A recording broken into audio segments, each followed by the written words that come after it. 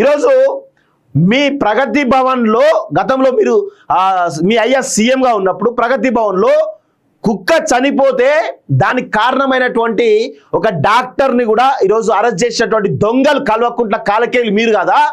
అంటే ఆ కుక్క మీద ఉన్నటువంటి ప్రేమ ఈరోజు సామాన్య మహిళ మీద లేదా మీకు? ఆ కుక్క మీద ఉన్నటువంటి ప్రేమ, ఆ పెంచుకునే కుక్క మీద ఉన్నటువంటి ప్రేమ, ఆ కుక్కకు ఏమైనా ఏదో అయిందని చెప్పేసి డాక్టర్ని మీరు అరెస్ట్ చేస్తారు కదా. మరి సామాన్య మహిళకు విలువ మీ ప్రగతి భవన్లో ఉన్నటువంటి కుక్కకున్న విలువ ఈరోజు సామాన్య మహిళకు ఆ చిన్న బాలుడికి లేదా?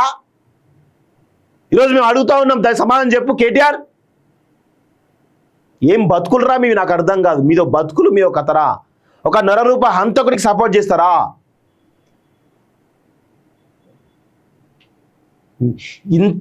ఎంత దారుణంగా అంటే కేటీఆర్ అనేటువంటి ఒక ఆంధ్ర పెట్టుబడి పెత్తందారి వర్గాలకు ఈరోజు వాళ్లకు ఒక బానిస కుక్కలాగా వ్యవహరిస్తున్నటువంటి కేటీఆర్ను ఈరోజు మనం తెలంగాణ సమాజం గ్రహించాలి వాడి యొక్క తీరుని.